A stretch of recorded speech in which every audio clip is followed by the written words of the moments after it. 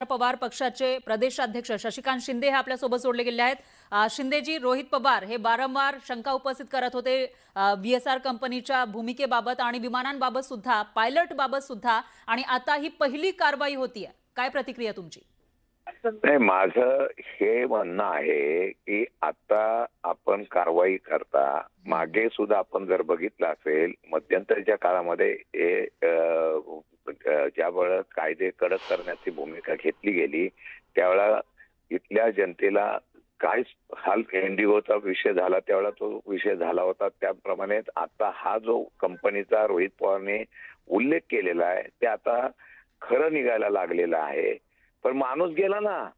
असं आहे की तुम्ही आता कारवाई करता पण ह्याच्या परवानग्या दिल्या, यांच्या करताना तुम्ही जे नियम इंडिगो वगैरे ह्या सगळ्या कंपन्यांना लावता, जसे कडक नियम केले त्याच वेळेला या प्रायव्हेट लोकांना सुद्धा कडक नियम करून त्यांच्या असलेल्या विमानांच्या चेकिंग चौकशा व्यवस्थितपणे एनओसी, आपण साध्या ट्रकला एनओसी देताना सगळं हे करताना त्याचं आरटीओ चेक करतं आणि या कंपनीला जर तुम्ही तशा पद्धतीने परवानगी दिली असते, याचा रोहित पवारने केलेल्या आरोपात तथ्य आहे। दुर्दैव एवढंच आहे की आता तुम्ही कारवाई करता पण त्यामुळे आमचा महाराष्ट्राचा एक नेता गेला ना। हे फार मोठी चुकीची गोष्ट आहे। मला वाटतं याच्यावर जबाबदारी निश्चित झाली पाहिजे आणि हा खून आहे असं मग म्हणायला एक पुष्टी जोडलेली आहे की जर कंपनीचा दोष असेल, वैमानिकाचा दोष असेल, कोणाचा दोष असेल किंवा विमानामध्ये दोष असेल किंवा काही, मग या सर्व गोष्टीच्या पाठीमागे जी शंका रोहित पवारने या ठिकाणी केलेली आहे त्यात काही ना काहीतरी तथ्य निघते, अशा प्रकारचं शक्यता नाकारता येत नाही।